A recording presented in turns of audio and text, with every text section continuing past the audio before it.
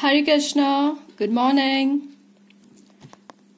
Today we will be starting with our very first chapter of our book Essential English. I request everyone to please take this book out of yours and open to page number 5. The name of our poem is A Window Away. Poem chapter 1, A Window Away. It's not a chapter, it's a poem. देखिए, जब हमारे पास poem रहती है तो the person जो वो poem लिखते हैं उन्हें हम कहते हैं पोएट. और अगर वही ये हमारा चैप्टर 1 अगर एक स्टोरी होती तो जो पर्सन उसे लिखते हैं उसे हम कहते हैं author. So this is the difference between a poet and a author. Author लिखते हैं a story and poets लिखते हैं a poem. See, this is a poem. So this beautiful poem is composed मतलब लिखी गई है by Sandy Venner Lewis. Okay, it's a English name. So इसका pronunciation कैसे होगा? Sandy Vander Lewis. In this poem, the poet means जिन्होंने ये poem लिखी है. क्या नाम है उनका? Sandy Vander Lewis. The poet has described the morning beauty seen out of the window. इस पोएम में क्या डिस्क्राइब्ड है? द मॉर्निंग ब्यूटी जो विंडो से दिखती है.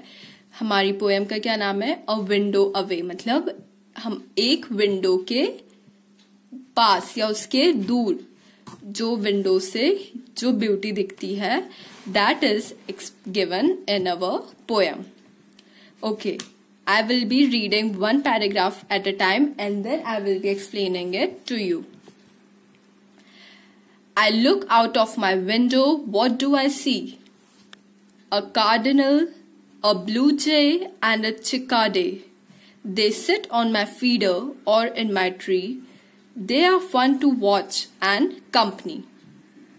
इसका क्या मीनिंग हुआ? I look out of my window, what do I see? Question mark. जब मैं मेरी विंडो के बाहर देखता हूं तो मुझे क्या दिखता है? क्या दिखता है ये क्वेश्चन है. The answer is a cardinal, a blue jay and a cicada. A cardinal, blue jay and cicada. These are the names of the birds. ये birds का नाम है. मतलब अलग अलग birds हैं जो poet को दिखती हैं. They sit on my feeder. They मतलब क्या हो गया? ये तीनों birds.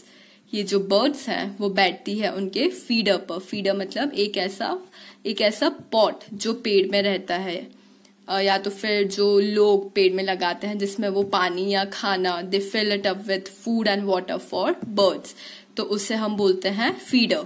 They sit on my feeder और in my tree.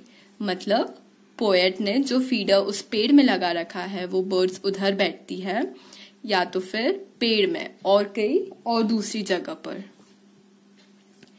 They are fun to watch and company. They, who are they? These birds. इन बर्ड्स को देखना फन है, मतलब उनको देखना अच्छा लगता है. It's Joyce. एंड कंपनी मतलब उनकी कंपनी, वो जब रहती हैं उधर उन्हें देखना उनकी कंपनी अच्छी लगती है. किसको? पोएट को. Coming to the second paragraph. When I hear them sing their pretty song, my worries and cares are gone. Hummingbirds enjoy my flowers. Succulent nectar they love to devour.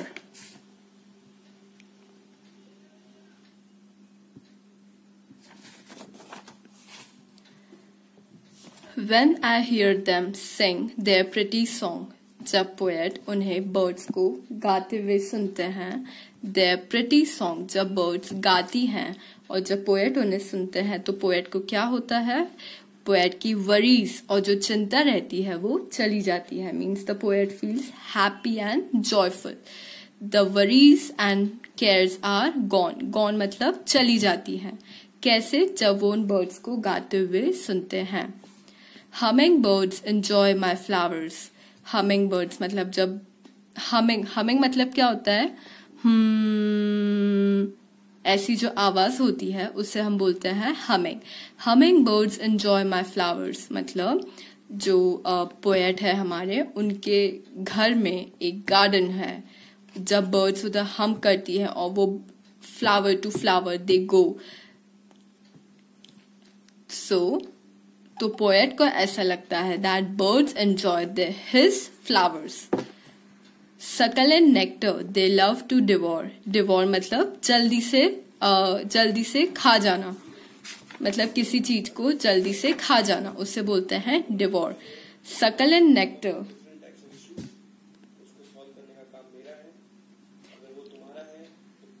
Succulent nectar they love to devour. Meaning जो उधर अलग अलग जो nectar रहता है flowers में, जो उधर खाने की चीजें रहती हैं, उन बर्ड्स को वो जल्दी से खाना अच्छा लगता है। The chipmunk fills his cheeks with seeds that he seeks. Chipmunks क्या होता है? जैसे कि हम इंडिया में स्क्वेरल बोलते हैं गिलहरियों को।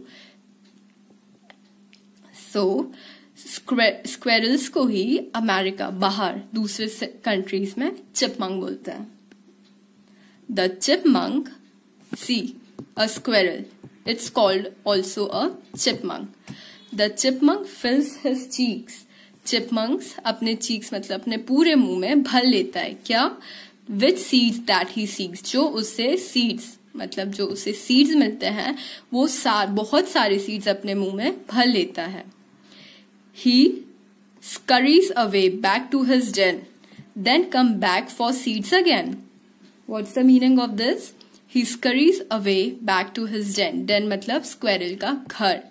He scurries मतलब वो जल्दी से भाग के जाता है अपने घर में, उधर उसके जो मुंह में सीड्स रहते हैं उसे उधर रखता है, उससे निकालता है, उधर रखता है और फिर वापस से आ जाता है अपना माउथ वापस से फिल करने सीड से।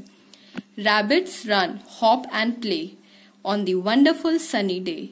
Mother Nature is a window away. I am thankful for this every day. और जो रैबिट्स रहते हैं, रैबिट्स भागते हैं, हॉप मीन्स जंप, वो कूदते हैं और खेलते हैं। रैबिट्स, ये rabbit, chipmunk and rabbit.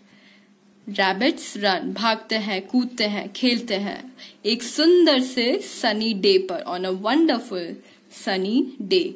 Mother nature is a window away. Mother nature मतलब that these trees, the beautiful birds and the flowers and the chipmunk, the rabbits, ये पूरा जो सीनरी है, this is mother nature. Mother nature is a window away मतलब वो poet के window के इतने पास है, जैसे ही पोएट अपनी विंडो ओपन करते हैं उन्हें ये सब दिखता है। I am thankful for this every day. So poet इसके लिए thankful है, means poet is expressing his gratitude कि उनके विंडो से इतना सुंदर व्यू दिखता है।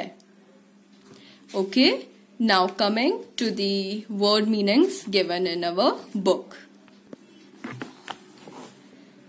कार्डिनल, ब्लू जे, चिकाडे, ये सब है वेराइटीज ऑफ बर्ड्स। ये बर्ड्स का अलग अलग नाम है।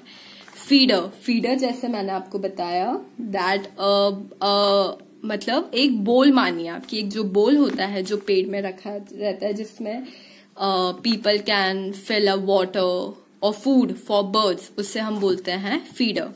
सकलेंट मीन्स फ्रूट्स वेजिटेबल्स मतलब खाने की जो भी चीजें रहती हैं that is containing juice mainly, जो बर्ड्स सक करते हैं फ्लावर्स से, उसे बोलते हैं सकलेंट। चिपमंक मीन्स गिलहरी का दूसरा नाम होता है चिपमंक। डिवोर मतलब जल्दी से कुछ खा लेना, जैसे हमारी पोयम में क्या डिवोर ये कैसे यूज हुआ है? स्क्वेरल्स जो चिपमंक्स है दे डिवोर जल्दी से खा लेती हैं वो। देन डेन मीन्स घर, जहां पर वाइल्ड एनिमल्स रहते हैं उसे बोलते हैं den. Then it's scurries away मतलब जल्दी से भाग जाना।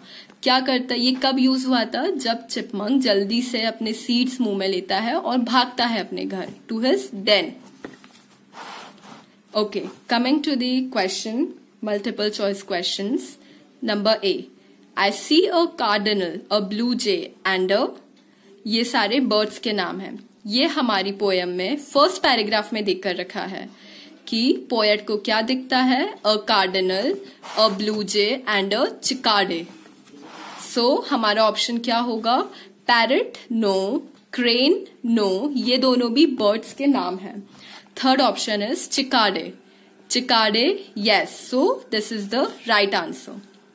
दे सिट ऑन माई, कहां पर बैठते हैं वो, ए रूफ पर, बी पोएट के हेड पर, पोएट के सिर पर, सी फीडर, या तो फिर जो पोएट का फीडर है उधर। कहां पर बैठते हैं, पोएट ने ये भी पोएम में स्पेसिफाई करा है। So the answer is they sit on my feeder, option C. Coming to the next question, tick for the right and cross for the wrong statements. Number 1, when I hear them sing their pretty song, my worries and cares are increased. No, increase नहीं है।